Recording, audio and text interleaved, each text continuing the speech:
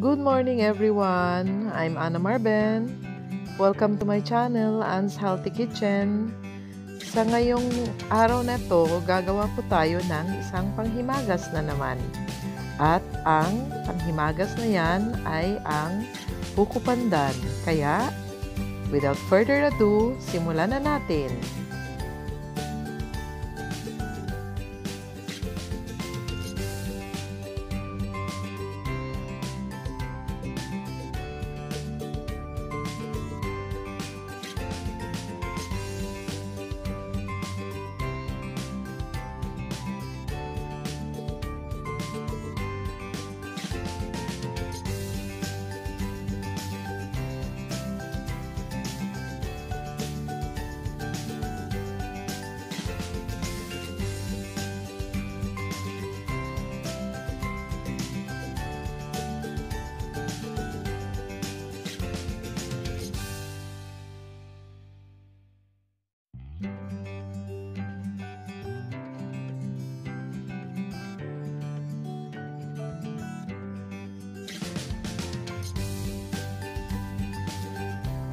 So, ito ang mga sangkap sa ating Buko Pandan.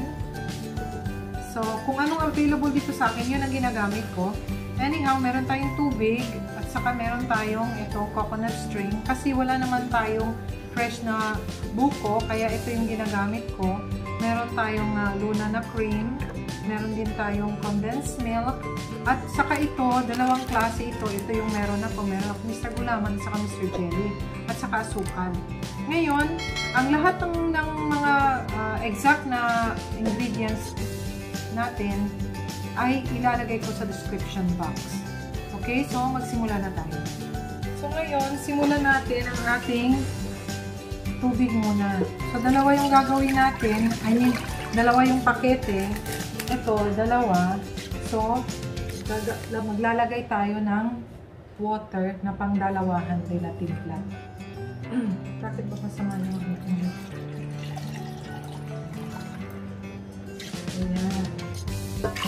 So, ganyan kadami ang tubig, guys. Okay? Pwede nyo naman siyang lutuin according to package instructions.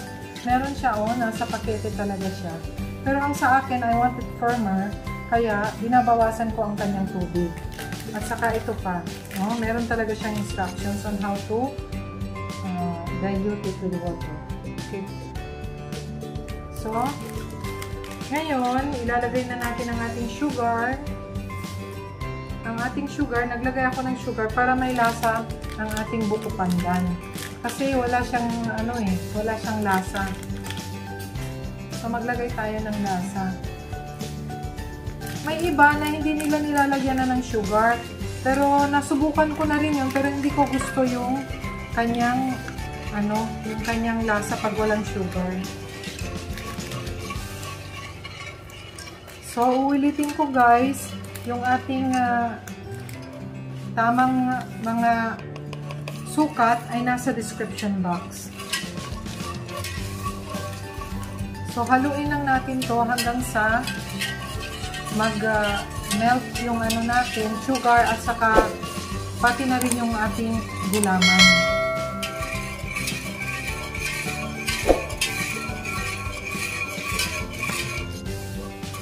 Itong Mr. Gulaman ay ang kanyang tubig ay 1.5. So, ang nilagay ko lang is 1 liter.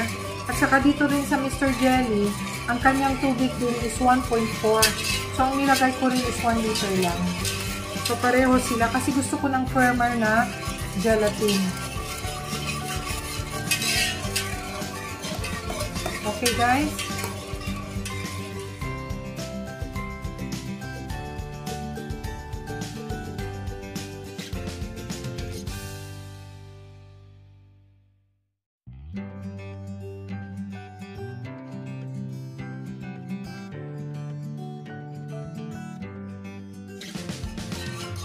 So, pwede na ito guys. Pwede na natin isalang ngayon sa ating apoy. Hanggang sa ito. Kumulo.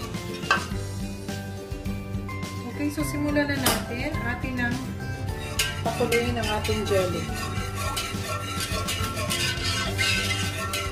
Hanggang sa mag-boil ito, pagkatapos ilagay natin sa ating mga hulmahan para doon siya tumigas.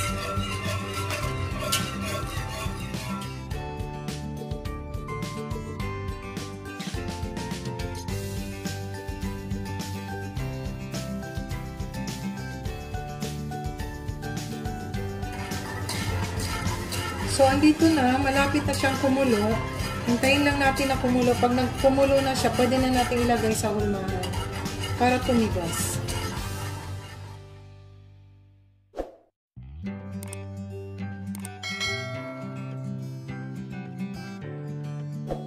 So, ayan na guys. Pwede na nating hanguin at ilagay sa molde. So, okay guys. Pwede na nating ilagay ngayon.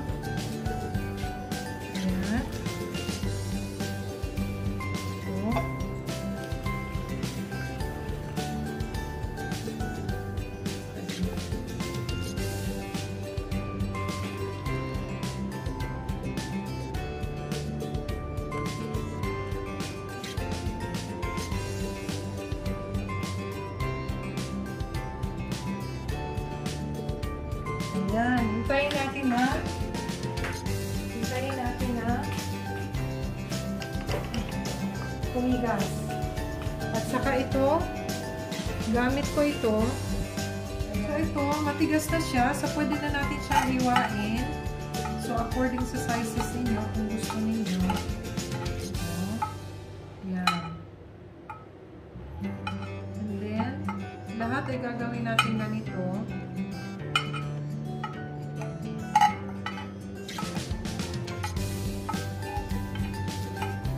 Guys, panatilihin natin malinis ang ating mga kamay. Kaya ako pag nagagawa ako ay malinis talaga ang ating kamay. Alam nyo na, sa ating pandemya ngayon, kailangan natin ng precaution. So ito guys, pwede na to. Tingnan nyo naman. Ganito kalalaki, okay na yan. Okay, ganito. So ito na siya. Ilagay na natin sa ating malaking bowl. Para dyan natin siya titinta.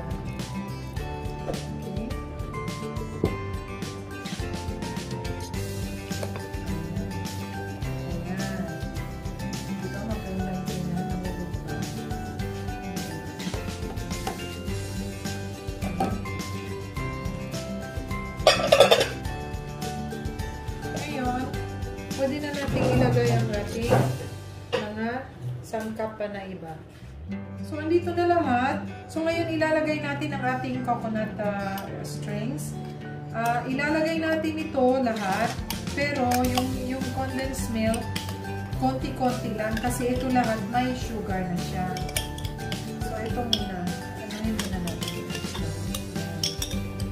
Kung sa atin sa Pinas, meron tayong mga fresh buko. Sana, hindi na tayo masyadong mag-ano nito. Pero anyhow, nandito ako sa malayo, kaya ito na lang ang ginagawa ko. Okay, ngayon, ilalagay natin ang ating cream. Ang cream na ginamit ko is ano siya, 155 grams bawat isang can. Simutin natin. Ayan. Simut the milk.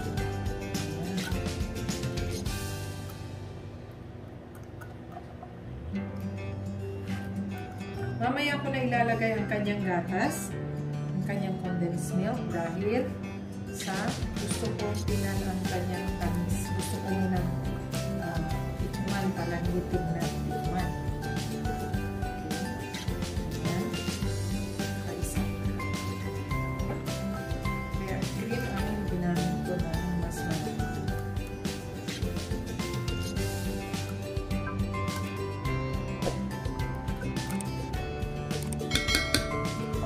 Okay. So, haluin muna natin.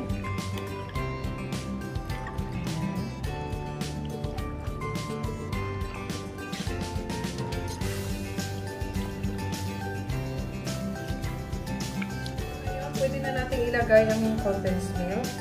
Ayan, kalahati nila. Tapos halo natin.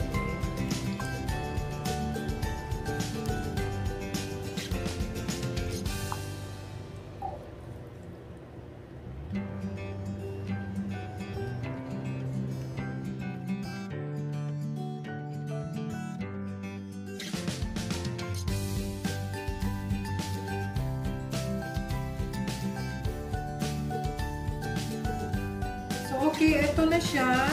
Nahalo ko na. Para sa akin, tamang-tama lang yung kanyang tamis. So, hindi ko rin naubos yung aking condensed milk. Nasa kalahati lang. Kasi yung ating coconut strings, matamis na. So, yun. Titikman na natin, guys. Titikman ko. Ayan.